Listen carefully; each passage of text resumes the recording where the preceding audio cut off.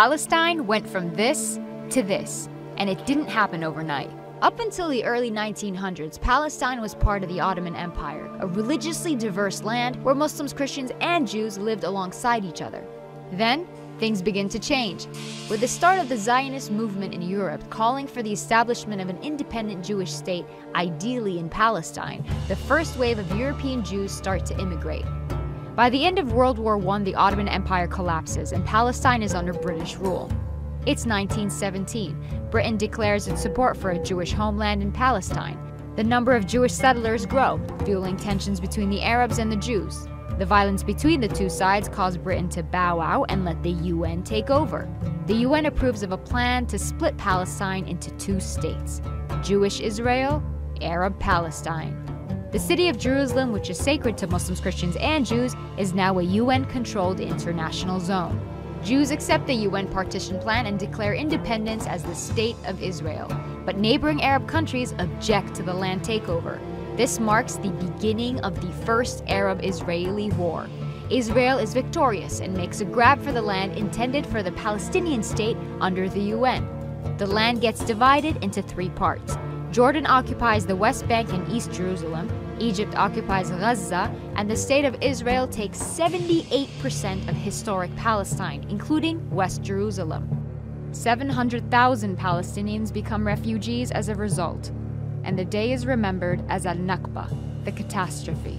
It's 1967. The Six-Day War breaks out between Israel and neighboring Arab countries, and by the end of it, the map looks something like this.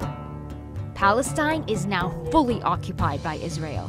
Despite the absence of a formal peace treaty, things start simmering down. Then Israelis start settling into Gaza and the West Bank, resulting in an Israeli-Palestinian struggle that gives rise to the PLO, the Palestinian Liberation Organization. Their main goal? To liberate Palestine from Israel by any means necessary.